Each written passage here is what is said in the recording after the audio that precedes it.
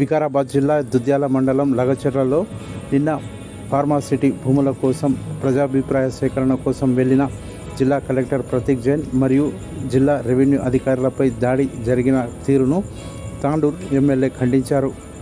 ఈ దాడి వెనుక టీఆర్ఎస్ పార్టీ నాయకులు, మాజీ ముఖ్యమంత్రి కేసీఆర్ మరియు ఆ పార్టీ నాయకులు కేటీఆర్ మరియు హరీష్ రావుల హస్తం ఉందని, ఈ కుట్ర వారి సలహా సూచనల మేరకే జరిగిందని ఆయన వారి తీరుపై తీవ్రంగా మండిపడ్డారు.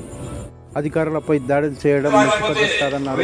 రాబోయే కాలంలో తప్పకుండా జనాలు మీకు సిద్ధంగా ఇప్పటికే చెప్పింది ఇట్లా కూర్చోబెట్టిండ్రు. మీకు ఇక్కడ నూకలు కూడా చెల్లవు. ఇక మీ తెలంగాణలో మీ హస్తగతులు కూడా మీ స్థిరత్వం కూడా ఉండదని చెప్పి కూడా తెలియజేసుకుంటూ ఇది మంచి పద్ధతి కాదు. దీన్ని తీవ్రంగా ఖండిస్తా ఉన్నాం. దీని ఎంబడి కొంతమంది కాదు, ఆ ముగ్గురే కేటీఆర్ గాని, హరీష్ రావు గాని, కేసీఆర్ గాని ముగ్గురే ఉండి ఇక్కడ ఉన్నటువంటి కొంతమంది చూడముడ లీడర్లతో ఆ ఓడిపోయినటువంటి ఎక్కడ జిల్లా లీడర్లను మొదలు పెట్టుకొని కథ నడిపిస్తున్నారు.